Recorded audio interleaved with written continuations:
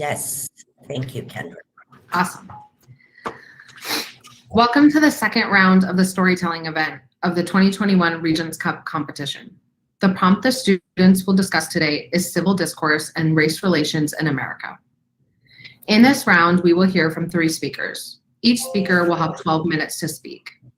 The order of our speakers today will be Kat, Marjorie, Leaf. Now I'd like to introduce our judges, and I apologize if I mispronounce anyone's name. Susan Banczak, Chief Executive Officer, DMB Associates. Ben Toma, Arizona House of Representatives. Mark Miller, Dean and Ralph W. Bilby, Professor of Law, University of Arizona, James E. Rogers College of Law. Judges, thank you for joining us today. So you're aware students are allowed to use headsets, and you may notice some students will choose to use them. At the end of each speaker's presentation, you'll have 10 minutes to record your scores on your scorecard and submit them all after the final speaker. We will then move on to the next student until we've heard from all 3. Reminder that you should be objective and unbiased as you listen and score today. Students, before we begin, please note that I will show a paper sign warning at 10 minutes so you know when you have 2 minutes to wrap up. You will receive a verbal stop at 12 minutes.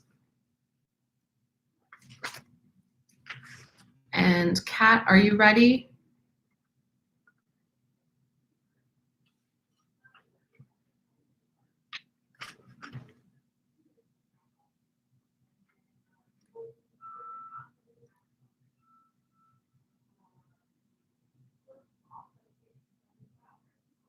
Are you able to turn your video on? There we go. Can everyone see that? No problem. Yeah? Can you hear me okay? Yep. All right. In 3, 2, 1, begin. I would like us all to take a second to acknowledge what I am being asked to do here and how it is very complicated and a tad strange that I am being asked to address my experience with race as a white woman. Okay, now let me set the scene. I'm 21 and it's my first semester of my senior year of college, and I've recently joined my university's debate team. I've been considering it for a while, but wasn't entirely sure since I'm not the most confrontational person. But I realized it's my senior year, I might as well take some risks. What's the worst that can happen? And pretty soon after I join, our coach is asking us about this thing called Regents Cup and who wants to participate. Now, I'm someone who likes to get as involved as possible the second I join anything, so I'm interested, but I really have no idea what it is. So I ask our team and our coach, well, what is it? What does it entail? What would I have to do? And everyone starts explaining it to me, and they just start raving about how much fun it is, how it's this really great learning experience, you bond so much, and I start getting excited with them. And so I agree to participate. It sounds amazing. And what's the worst that can happen? And then we don't really hear anything about it for a while. No updates or anything. With the pandemic, since everything's changing, I guess they're just waiting to make a decision. So I try not to stress too much about it. I push it to the back of my mind. And the new semester starts. I'm 22 now, and still no update, but as I'm watching the news and seeing what's going on in the world, I'm wondering about, what topics they might assign to us.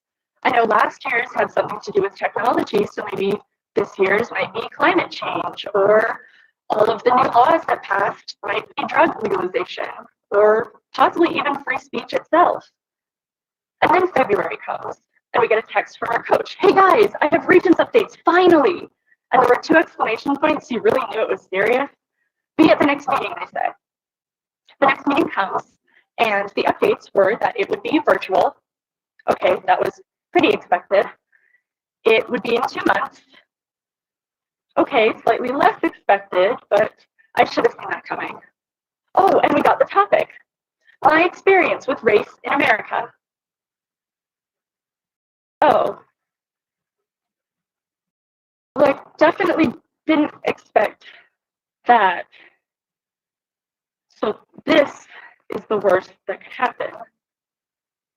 Initially, I had no idea what I was going to do because I grew up surrounded by different races. The three families that my family was closest to growing up were first and second generation immigrants from China and Japan. Rachel, Josh, Eve, Tony, Catherine, Kelly, Parker, and Linda. And I wanted to talk about them so badly. But their stories have so much more to do with than just their race. And their stories about their race are certainly not mine to tell. But I didn't feel I had a better story to tell, so I started with theirs. And some ways I tried to make it more palatable and less awkward for me to be telling it were I tried to address my privilege, acknowledge my diverse childhood. I tried to tell their stories without taking them as my own. At one point, I was talking at length about the snacks in Rachel and Josh's house because anything deeper than that felt scary and like I wasn't allowed. At another, I was going to take you through my experiences in life with all of the diverse people I've met. But at the end, I felt lost, and it really had no meaning. I wasn't doing anyone's stories any justice. So, after a great deal of stress and anxiety and being honest, a lot of tears, I realized that I seriously needed help. And so I went to our coach to ask, what should I do? How can I improve? And why am I struggling so much when no one else seems to be? And what we came to was this basic understanding that I felt I couldn't address this topic accurately because it's not my topic to weigh in on. I felt there are so many people out there better qualified with better stories, more meaningful things to say, who have actually experienced things firsthand, and I'm not that. I have spent so much time in the past year learning how to be a good ally, a non-performative ally, how to uplift other people's voices when it's their story that needs to be told. And I wasn't sure how I could just come out here, push that to the side, and amplify my own voice instead of theirs.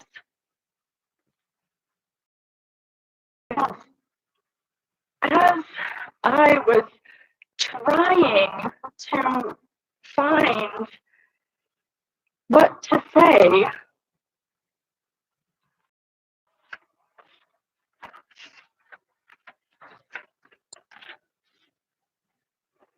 I realized that there's a difficulty with free speech now. And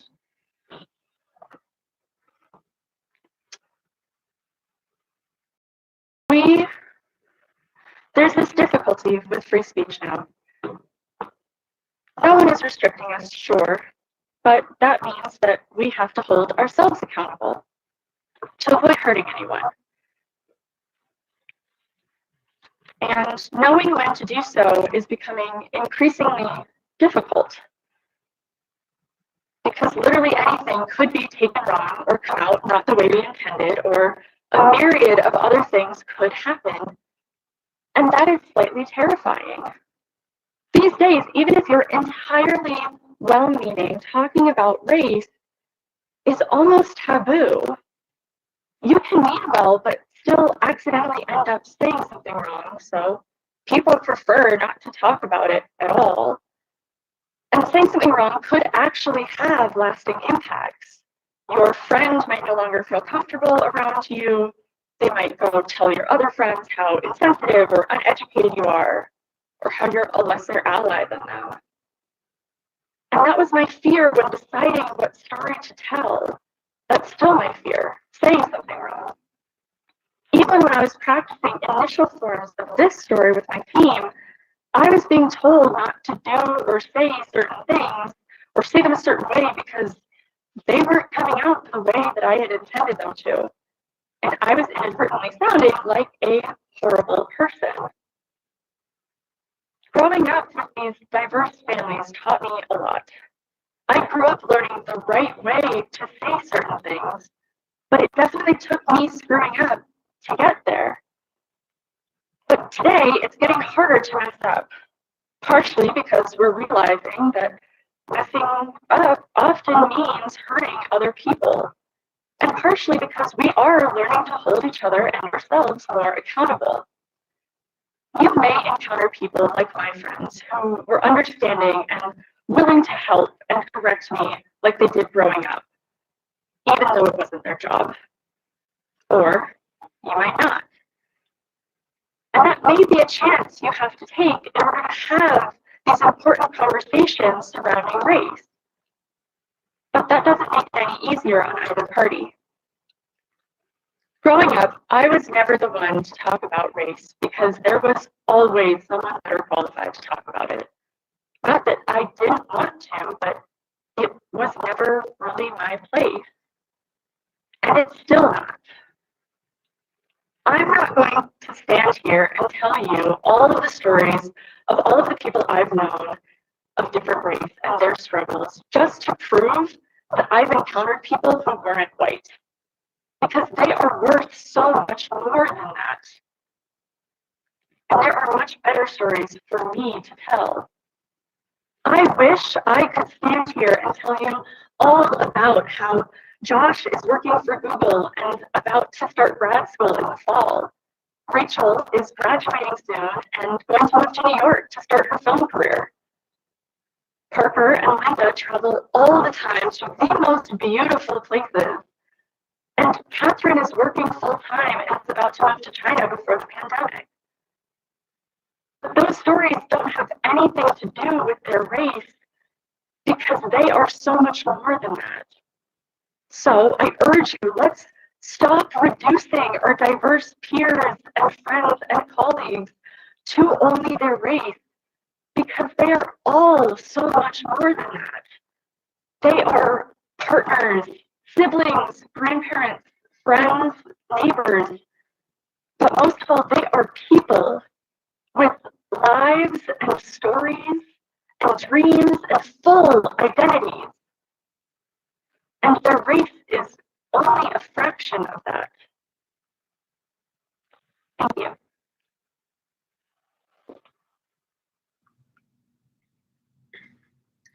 Thank you. Thank you. You have 10 minutes to score.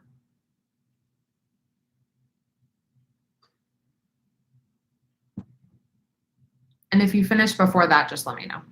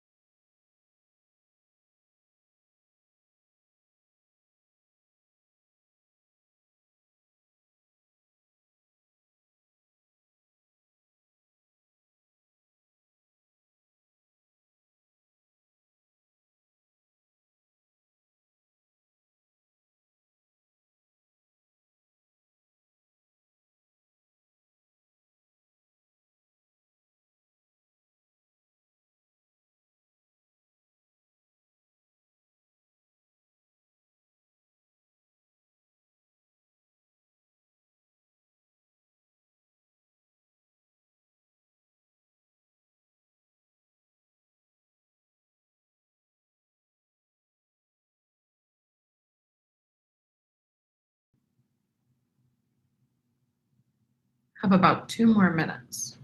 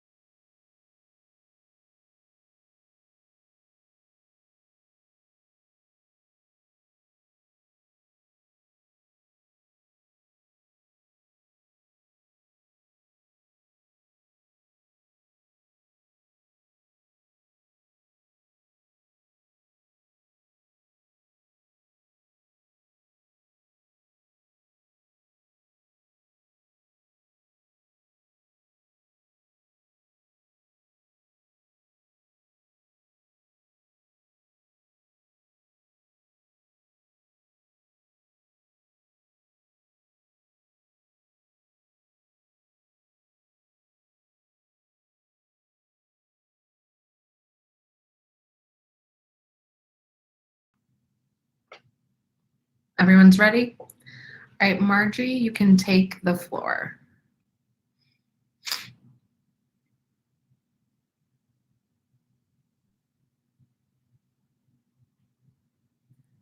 Hello, everyone. Can you hear me? Yes. Everyone can see and hear? Awesome. Wonderful. All right, 3, 2, 1, and you can begin. I had just wheeled Mr. Meyer to his table for dinner when I heard a loud voice. "Excuse me, I need you to come here, help me." I looked up and met the eyes of Chandra, the new nurse in the rehabilitation facility. I calmly walked over and prepared myself for any further rash commands. "I don't know what this man is saying. Can you translate for me?" Chandra spoke shortly. "I'm sorry, I don't speak Navajo, but..." As I expected, the nurse did not like my answer. "Well, you're useless. I just don't know what this man is saying. He keeps yelling something at me."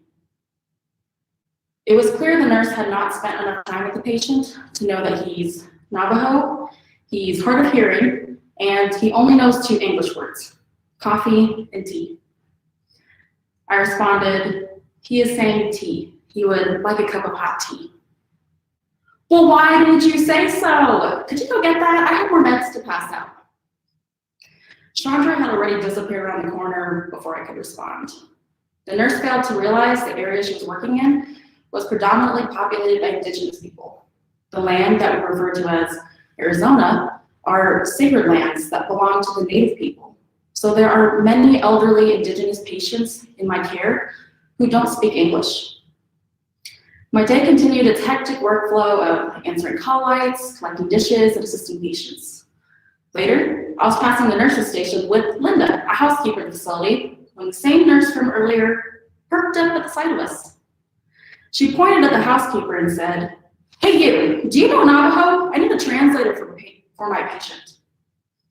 Linda quickly responded, "Yes, I can translate for you." The nurse clearly liked her answer. Finally, someone that can help me. What was said next completely stunned me. Chandra looked at me beaming. "See, you should be taking notes on your language." My what? My mind blinked, and I stood there for what felt like an eternity before I responded, "Okay," and walked away. For a brief moment, I even doubted myself and thought I was supposed to know Navajo, even though I'm fully aware my family is from Vietnam. Racial interactions such as the one that I had with Chandra are not limited to employees within healthcare. Racialization present in healthcare is an issue that largely goes unreported and unseen. However, Today, I'll be using my freedom of speech to make sure that this issue doesn't remain unheard. While the U.S. Census Bureau reports that the country is 60% white, it is crucial that the medical community consider and provide adequate care for the 12% of our communities of Black Americans, for the Latino Americans that make up 18% of our society, and for the 6% of my fellow Asian Americans. Failing to recognize the dangerous circumstances that Black, Indigenous, or people of color face makes it impossible to correct these injustices that are costing lives. When you are experiencing a medical crisis, you expect the first responders to be competent, compassionate, and efficient. Unfortunately, racial bias can impact response time or diagnosis. While studying for an exam, my friend David told me about a story about his volunteering time in the ER. So, a Native American man walked into the ER, and this is not a bar joke, complaining of pain and cold sweats. After him, a white woman comes in complaining of abdominal pain. Both patients are asked to wait and fill out paperwork. After waiting hours in an emergency room, to no one's surprise, both patients asked the nurse for some pain medicine. The nurse denied the Indigenous man's request, but gave some to the white woman. When David asks why the man didn't receive any, the nurse said it was because he looked homeless, so he must be an addict. When sharing this experience with my nurses, some sympathized that these bad nurses exist, while others claimed I didn't know what I was talking about since I'm not a nurse. I may not have a nurse's license, but I wonder what constituted a patient's access to a standard quality of care. David's experience in the ER is not unique. Many Black and brown patients are anxious about going to an emergency room for help in fear of being written off or dismissed as overdramatic. Their fears are not unfounded. In a 2019 study by the National Hospital Survey, they found that between years of 2005 and 2016, Black and Hispanic patients they were 22% less likely than white patients to have their conditions labeled as immediate or emergent. 31% were less likely to be admitted to the hospital following an ER visit. And overall, they experienced longer wait times than white patients. As a nursing assistant, I saw how disproportionately that non-English speaking patients were treated. Not all doctors are created equal. Some doctors are more patient than others, some care more than others, and some diagnose with unconscious bias more than others. While working as a nursing assistant, I noticed how Dr. Ted treated our patients and how it just rubbed me the wrong way. When a translator was not ready with a Navajo-speaking patient, Dr. Ted became visibly irritated. Rather than wait for one, he would speak slowly and loudly at a patient who didn't have a hearing problem. When the patient was unable to answer him, he moved on to the next patient. It wasn't uncommon for patients who couldn't speak English to wait until the next day or the next few days to be seen for their concerns. Patients who don't speak English deserve our time and respect. When I'm approached with a patient who doesn't share my language, I use gestures or picture cards to communicate with them. This process does take time, but really only a few more minutes to ensure that a non-English speaking patient is being taken care of. Systems of doctor diagnostics and machine diagnostics in the United States are compromised. Medical equipment that exists are not calibrated for darker toned skin. For example, the pulse oximeter measures one's oxygen. It works by shining a light through your finger to measure the oxygen present. The lighter your skin, the more accurate the reading from the pulse ox, meaning people with darker complexions are at higher risk of having low oxygen levels, and medical staff being unaware because the pulse oximeter is not calibrated for their skin tone.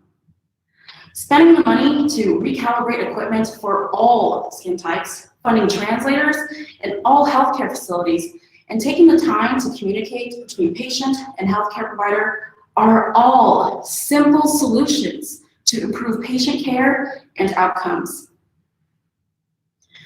The abhorrent CD syphilis experiment is fairly well known today. However, it is less well known that in the 1970s, Native women were intentionally misinformed about medical procedures by the Indian Health Service and sterilized without their consent. This isn't a problem exclusive to the past. As recently as 2004, the Havasupai tribe filed a lawsuit against the Arizona Board of Regents and ASU for misusing their DNA. ASU claimed they would only use the DNA to study type 2 diabetes. However, it was later uncovered that DNA was used for other studies. This led to a huge mistrust in medical researchers and the Havasupai tribe refusing to participate in any further research.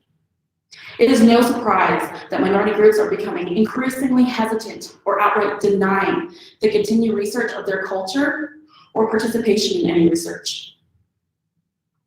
During the pandemic, I started a new job as a COVID-19 genetics researcher. I was worried about my Native friends and their families, so I reached out with a few of them and sat down and talked about what was happening on the reservations. My friend Donna shared that the reservations went into lockdown, instituting an 8 p.m. to 5 a.m. curfew that is still in effect today.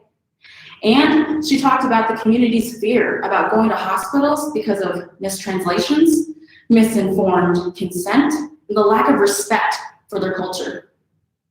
When the COVID-19 vaccine was released, minority groups had historically legitimate reasons to be hesitant about the vaccine. My friend Sharon expressed the Native Nations worry, and they were on guard when the federal government wanted to test the vaccine with them, claiming it was because they were one of the populations who needed it the most. Because of this country's track record of using minority groups as guinea pigs, it is no surprise the members of the tribe did not embrace the vaccine until after many other people had received it.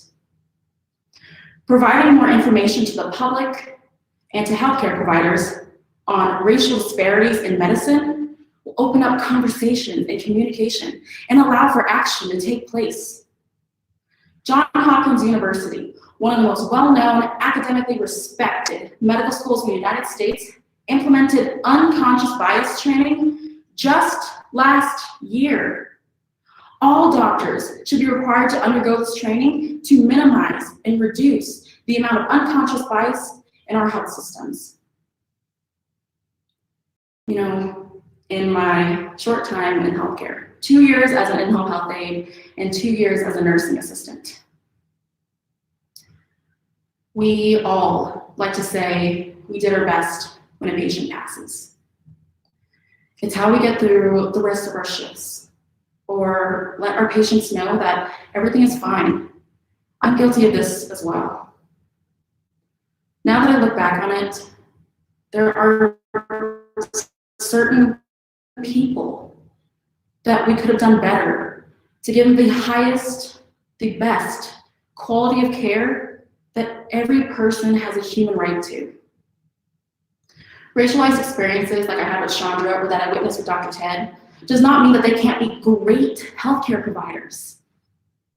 However, we can all improve how we view racial minorities and utilize healthcare policies to enable us to do what we do best, which is save all lives.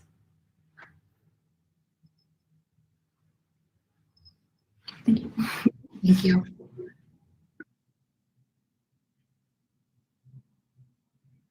Judges, you have about 10 minutes to do scoring.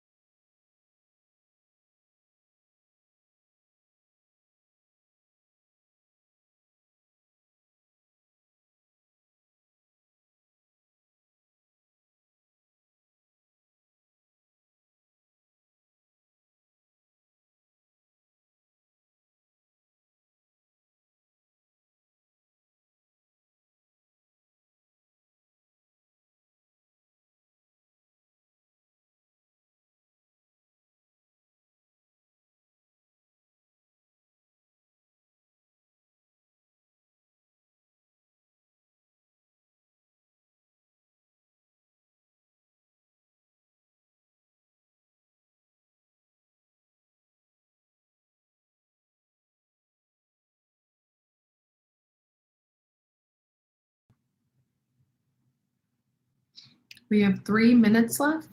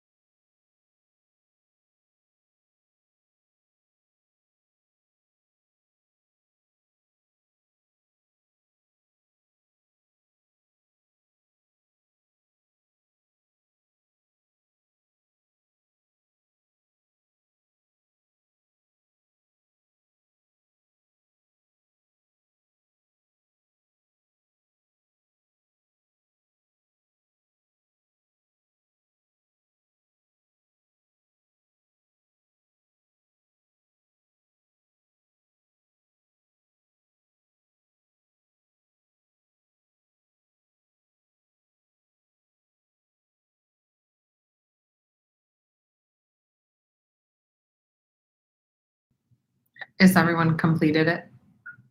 Yes. Okay. Leaf, you can take the floor.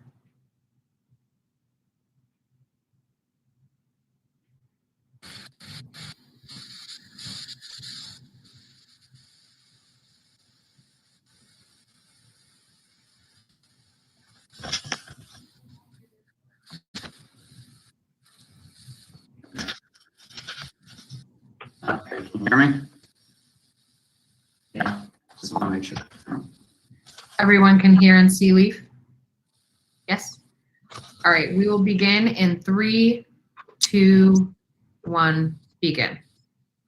When I walked out to the protest last year, my life was in crisis, but not about race in America. I grew up in a space of all lives matter, truly. You were welcome in our home, black or white. We didn't talk about it. But when Renee walked out to the protest, she carried with her the weight of generations of state-enacted violence. My story begins on June 7th at 8:30 p.m. at the Spokane County Courthouse, when at the age of 37, consumed by my own crisis and my own rage, I found myself open for the first time in my life to the story of others. I stood amongst a crowd of angry, youthful protesters, their blood boiling from a lifetime of violence. I scanned the wall of heavily militarized state patrol officers, their tense body posture and tightly clenched lips telling me we were just the slightest misstep away from tear gas, rubber bullets, and baton beatings. A young woman stood up on a low-rise cement wall with a megaphone and a story to tell. I watched as she shifted back and forth between the angry crowd in front of her and the morally detached officers just behind. As protesters approached the do not cross line, Renee turned to face them, and with a strong, calm, compassionate voice, "We're not here to cause violence. We're here because we're hurting." Each time the crowd calmed and took a step back, Renee then turned to face the officers, and with that same voice she pleaded, "It's hard out here. We're struggling. It's hard out here. Come, stand with us." Each time her pleas fell on hardened ears, yet her words stirred inside of me with momentous force, her love and compassion, keeping us all safe so we could express our righteous anger without being victimized by state authority. I stood there trembling from the strength and compassion of a young woman whose life is opposite my own in virtually every conceivable way. While I grew up a white boy in middle-income spaces in 85% white Spokane, Renee grew up a black Arab girl in the inner city of 80% black Detroit. On my way to school, my dad would stop and get me a donut as we passed by prairies and pine trees. On Renee's way to school, she passed by prostitution, drug deals, and violence in the streets. When I was 17, I was dreaming of state championships and choosing which college I would compete for. When Renee was 17, she was choosing between motherhood and a high school diploma, struggling to reconcile with the loss of her brother, shot dead in the streets by gang violence. Renee spent the last week of May protesting the streets of Spokane, while working to balance a full-time job at a local hardware store where she was explicitly told to leave race at the door.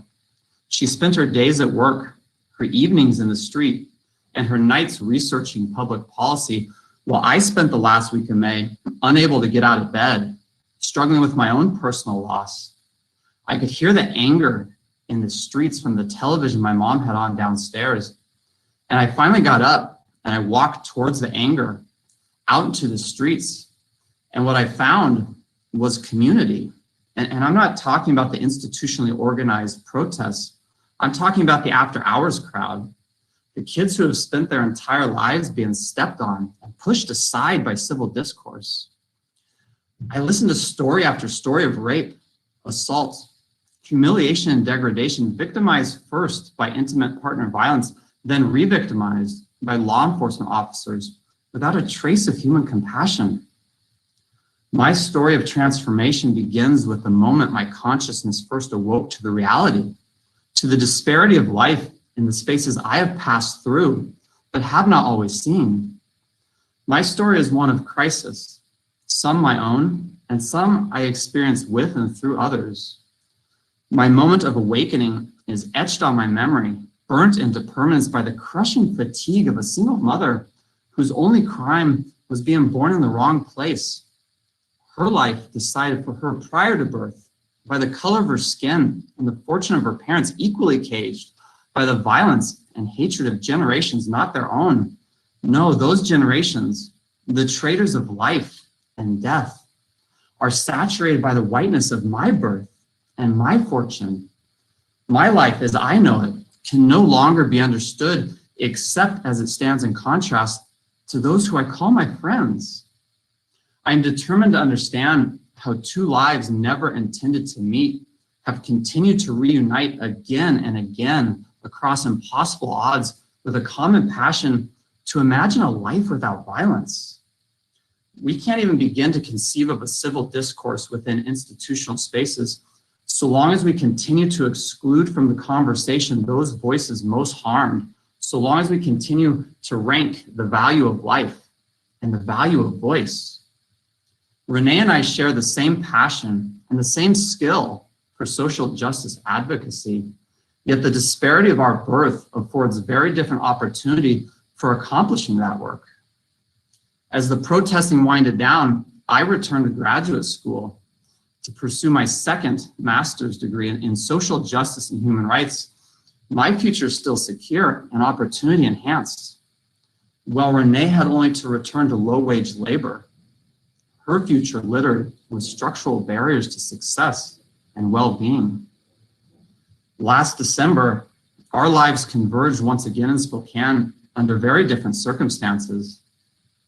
I had spent the previous few months in seminars learning about statelessness, rightlessness, and expanded definitions of personhood, while Renee had been living homeless, relying on the kindness of others as she tried to sustain her activism in the streets and provide mutual aid to those who she would describe as having greater need. No longer at a distance, I sat in a car with Renee for 3 hours at an expired parking meter in Riverfront Square as a park ranger circled, each time peering through the window to see what we were up to. As we sat and talked, I watched her summon every last ounce of remaining strength to keep back the tears as she fought to hold on to hope and breath. Just a foot away, Renee sunk into her seat, black rings around her eyes, each breath a desperate sigh. It's like, I don't know what to do. It's like, I'm ready to give up. I sat and listened to a woman whose strength and compassion months earlier had accomplished what police departments, mayors, organizational leaders, and federal troops had failed to do again and again to keep the peace between two groups determined to clash. I sat with a woman who for the first time in her life had found herself. I sat with a woman who amidst the state-sanctioned hatred and violence that had consumed her life had managed to retain only love and compassion for others, yet because she was born Black Arab in the inner city of Black Detroit, she was now facing the only choice she has ever had, to return to low-wage labor and survive as a single mother, sacrificing her own well-being as she has always done so that others might have a future. Shortly after that story, I returned once again to graduate school and opportunity. Renee shut down her social media accounts and silenced her phone, her crisis continuing to escalate beyond reach. Unable to reach her myself, I was left to reflect on my own failure to connect to a friend in need. And as I reflect on my own life, as I reflect on the many spaces I have occupied, as I reflect on family and friends, on school, work, and vacations, I struggle to reconcile the given opportunity of whiteness with the violent limitations of color. I fail to reconcile the world I have known with a society that would systematically tear down and destroy the beauty and brilliance of the purest compassion I have ever seen. It was Renee's compassion that lifted me up and set me on a path to rediscover my own strength. And as I continue to reflect, I struggle to reconcile the suburban spaces I grew up in with the systematic enforcement of poverty, with crediting and predictive policing that corrals Black and brown lives into and around industrial sectors while cutting funding and shutting down schools in the neighborhoods most in need of support. I fail to reconcile the world of my birth with the world in my heart. I can no longer return to Thanksgiving dinners and holiday cheer, to blue skies and white spaces, to the ignorance of life beyond our immediate sight. I hear the shots ring out. Another young Black man shot dead in the streets in crisis, in need of help, a summary execution instead. After 2 months of silence, I wake up to the sound of a text message. Expecting it to be junk, I reach over half asleep to delete it. Renee's name jumps off the screen. My heart skips a beat. I feel a weight release, a weight I never knew I was holding on to in the first place. We spend the next 12 hours texting back and forth. I can't stop smiling. With each new message, it's clear her heart is still trying to help others in greater need. My heart is resolved to never again return to a world where her compassion is met only with violence and hatred. As I continue forward, I see those around me return to normal. And in doing so, it becomes painfully clear that in return to normal, not all return to a life that is fair. Not all return to a life where well-being is assured. I see the passion of summer months setting to the practice of democracy as usual. I hear the voices fade, yet the cries remain. Thank you.